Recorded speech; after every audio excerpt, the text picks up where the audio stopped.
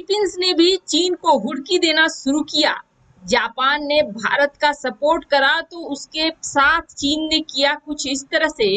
भड़क कर जापान ने बहुत बड़ी बेइज्जती कर दी शी जिनपिंग की, और साथ ही साथ रूस का शहर जिस पर चीन अपना कब्जा जमाना चाहता है, रूस पलट कर क्या करने वाला है, आइए जानते हैं इन सब खबरों को विस्तार से। भारत के साथ लद्दाख में सीमा पर तनाव बढ़ाना चीन को अब महंगा पड़ता दिखाई दे रहा है। अपनी दादागिरी और विस्तारवादी नीतियों के लिए कुख्यात चीन अब हिंद प्रशांत क्षेत्र में घिरता जा रहा है। साउथ चाइना सी में युद्धाभ्यास कर रहे चीन को फिलीपींस ने अब चेतावनी देते हुए कहा कि इसके गंभीर परिणाम भुगतने पड़ सकते हैं। आपको बता दें, चीन और फिलीपींस में साउथ चाइना सी को लेकर हाल के दिनों में विवाद बढ़ गया है। फिलीपींस के विदेश सचिव थियोडोरो लेक्सिन जूनियर ने कहा है कि चीनी पीपुल्स लिबरेशन आर्मी 1 जुलाई से पेरासेल द्वीप समूह के आसपास नौसेना अभ्यास कर रही है। इस कारण उस क्षेत्र में सभी प्रकार के व्यापारिक गतिविधियों को चीनी सेना ने रोक दिया है। इतना ही नहीं, युद्धाभ्यास फिलीपींस की समुद्री सीमा में भी किया जा रहा है। उन्होंने पूछा कि क्या चीन को यह युद्धाभ्यास फिलीपींस के क्षेत्र में करना चाहिए। चीन को यह आभास है कि इसकी राजनीतिक और गंभीर प्रतिक्रिया होगी। हमें जो उचित लगेगा हम करेंगे। इसके पहले फिलीपींस ने चीन के 2 जिलों को लेकर अपना कूटनीतिक विरोध दर्ज करवाया था। साउथ चाइना सी में स्थित पेरासेल द्वीप समूह को लेकर चीन और वियतनाम के बीच विवाद है। कुछ दिनों पहले ही चीन के विस्तारवादी मानसिकता पर पानी फेरते हुए फिलीपींस ने अमेरिका के साथ अपने सैन्य संबंधों को बढ़ाने का फैसला किया है। फिलीपींस के राष्ट्रपति रोड्रिगो डुटेर्टे ने अमेरिका के साथ 2 दशक पुराने विजिटिंग फोर्सेज एग्रीमेंट को बढ़ाने का फैसला किया। आपको बता दें, 2016 में सत्ता में आने के बाद से वैसे रोड्रिगो का झुकाव चीन की तरफ ज्यादा था, जिसके कारण अमेरिका से फिलीपींस की तल्खियां भी बढ़ गई थी। फिलीपींस के साथ बढ़ते तनाव को देखते हुए अमेरिका ने मनीला के पास स्थित अपने सैन्य बेस को वियतनाम में शिफ्ट करने का ऐलान कर दिया था, लेकिन कोरोना के कारण बदली परिस्थितियां और देश में चीन का व्यापक विरोध और बिगड़ती अर्थव्यवस्था ने रोड्रिगो को अपने कदम पीछे खींचने को मजबूर किया, जिसके बाद से उन्होंने अमेरिका के साथ सैन्य बेस को बनाए रखने के लिए समझौते पर हस्ताक्षर किए। फिलीपींस चीन के साथ गठबंधन करने का उद्देश्य अपने देश के हितों की रक्षा और चीन के बढ़ते प्रभाव का मुकाबला करना है। हाँ, क्योंकि फिलीपींस यह जानता है कि सैन्य और आर्थिक शक्ति के मामले में वह चीन के सामने कुछ नहीं है। मनीला और वाशिंगटन के राजनयिकों ने विजिटिंग फोर्सेज एग्रीमेंट को फिर से लागू करने में बड़ी भूमिका निभाई है। आपको बता दें, ये वीएफए क्या है, यानी कि विजिटिंग फोर्स एग्रीमेंट क्या है। तो इसमें जिस देश के साथ एग्रीमेंट बना रहता है वहां दोनों देश के आर्मी आ जा सकते हैं, वहां पे छोटे मोटे ऑपरेशन कर सकते हैं। यही फिलीपींस के साथ अमेरिका का समझौता हुआ था। जापान ने भारत को सपोर्ट किया तो अगले ही दिन 3 चीनी बेड़े जापानी जल क्षेत्र में घुस गए और आखिर जापानी नौसेना को आना पड़ा सामने। कई बार चेतावनी देने के बाद भी ये बेड़े वापस नहीं जा रहे थे। जब नौसेना ने सख्ती करी तो 30 मिनट के बाद ये वापस गए। जाहिर सी बात है, यह कदम जापान को डराने के लिए था, लेकिन अब जापान ने इसका पलटवार किया है। जापान ने आरोप लगाया है कि चीन कोरोना महामारी का इस्तेमाल आक्रामक कूटनीति को आगे बढ़ाने के लिए कर रहा है। साथ ही हांगकांग पर अपनी पकड़ को मजबूत कर लिया है, जो दुनिया का वित्तीय केंद्र है और जापान के हित भी जुड़े हुए हैं। हांगकांग में जापान की 1400 कंपनियां काम कर रही हैं। हांगकांग जापान के कृषि उत्पादकों का सबसे बड़ा आयातक है। जापान का बिजनेस समुदाय चीन के इस कानून से काफी चिंतित है। जापान ने हांगकांग में उठाए गए कदमों पर चीन की कड़ी आलोचना भी की है।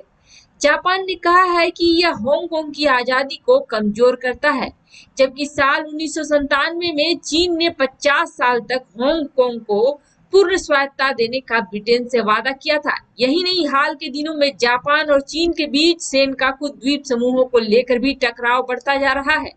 चीन के जंगी जहाज लगातार जापानी इलाके में प्रवेश कर रहे हैं, जिससे जापान काफी नाराज है। चीन की विस्तारवादी नीतियों का शिकार बन रहा जापान चीनी राष्ट्रपति शी जिनपिंग की करीब 12 साल बाद हो रही टोक्यो की आधिकारिक यात्रा को रद्द कर सकता है। यह यात्रा पहले अप्रैल में होनी थी, लेकिन कोरोना को देखते हुए इसे स्थगित कर दिया गया था।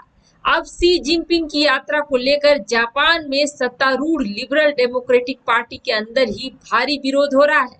दोनों देशों के बीच पिछले कुछ समय से तनाव है, लेकिन ताजा घटना में पार्टी के सांसदों ने औपचारिक रूप से अनुरोध किया है कि हांगकांग में राष्ट्रीय सुरक्षा कानून लागू करने को देखते हुए शी जापान यात्रा को रद्द कर दिया जाए। जापान के सांसद हांगकांग में चीन की कार्रवाई से बेहद नाराज हैं। उन्हें यह डर सता रहा है कि इस कानून से हांगकांग में काम कर रहे जापानी लोगों के अधिकारों का उल्लंघन होगा। हाल ही के दिनों में एक खबर आई थी कि चीन की तरफ से एक ट्वीट हुआ था, वह भी रूस को निशाने पर लेते हुए।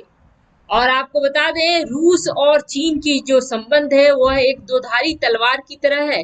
रूस का व्लादिवोस्तोक शहर, आपको बता दें, चीन रूस के इस अविकसित इलाके को विकसित करने के लिए 10 अरब डॉलर का निवेश कर रहा है और इस निवेश से रूस चीन दोस्ती बढ़ने के बजाय तनाव बढ़ता जा रहा है। चीन के भारी भरकम निवेश की वजह से बड़ी संख्या में चीन के मजदूर इस इलाके में आ रहे हैं। इससे चीन को लेकर इलाकों में डर बढ़ता जा रहा है। स्थानीय लोगों का माने तो यह इलाका अब अघोषित रूप से चीन का हो गया है और चीन कभी भी इस पर कब्जा जमा सकता है।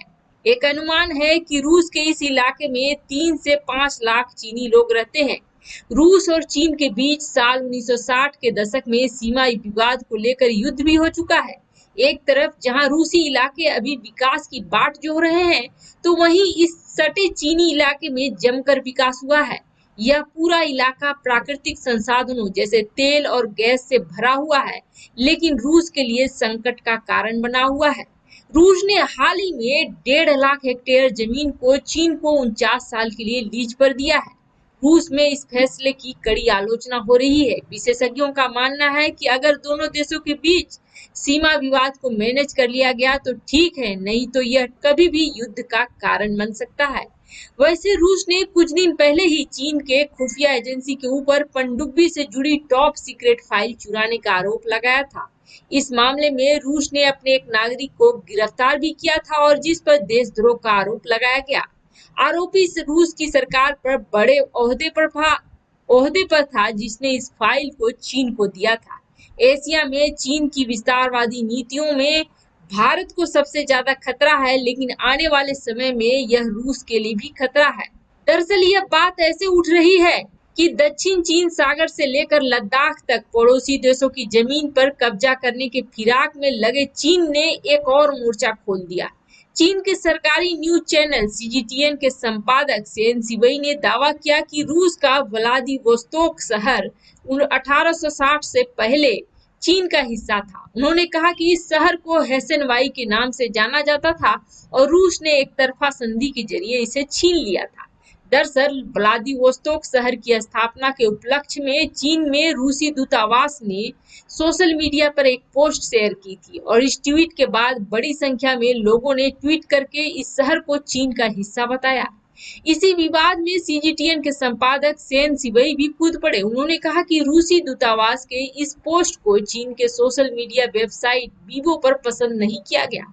व्लादिवोस्तोक का इतिहास 1860 से परा है, जब रूस ने इसे एक सैन्य अड्डा बना लिया। शिवई ने कहा कि रूस के साथ ओस्मान संधि से पहले हेसेनवाई शहर चीनी जमीन का हिस्सा था। शिवई का यह ट्वीट वायरल होने के बाद उन्होंने सारा दोष भारतीय मीडिया को मढ़ दिया। उन्होंने कहा कि चूंकि सीमा संधि पर हस्ताक्षर हो गया है, इसलिए मेरा ट्वीट जमीन के दावे को लेकर नहीं है। शिवई ने भले ही अपने ट्वीट को लेकर सफाई दे दी हो, लेकिन चीन के मन में चल रही कुटिल योजना अब सबके सामने आ गई है। चीन में जितने भी मीडिया संगठन है सभी सरकारी है और इसमें बैठे लोग चीनी कम्युनिस्ट पार्टी के इशारे पर ही कुछ भी लिखते और बोलते हैं। रूस का व्लादिवोस्तोक शहर प्रशांत महासागर में तैनात उसके सैन्य बेड़े का प्रमुख बेस है। रूस के उत्तर पूर्व में स्थित यह शहर प्रिमोर्स्की क्राय राज्य की राजधानी है। यह शहर चीन और उत्तर कोरिया के सीमा के नजदीक स्थित है। व्यापारिक और ऐतिहासिक रूप से व्लादिवोस्तोक रूस का सबसे अहम शहर है। रूस से होने वाले व्यापार का अधिकांश हिस्सा इसी पोर्ट से होकर जाता है। द्वितीय विश्व युद्ध में भी यहाँ जर्मनी और रूस के सेनाओं के बीच भीषण युद्ध लड़ा गया था। विशेषज्ञों का माने तो व्लादिवोस्तोक शहर और उसके आसपास का इलाका भू राजनीतिक टाइम बम पर बैठा है और उसको लेकर कभी भी रूस और चीन के बीच लड़ाई हो सकती है। उनका यह भी कहना है कि चीन तब तक केवल शांत है जब तक उसकी सैनिक क्षमता और परमाणु हथियार रूस के बराबर नहीं हो जाते हैं। और इसी को समझते हुए रूस भारत को लगातार हथियार मुहैया करा रहा है ताकि इस क्षेत्र में शक्ति संतुलन बना रखे।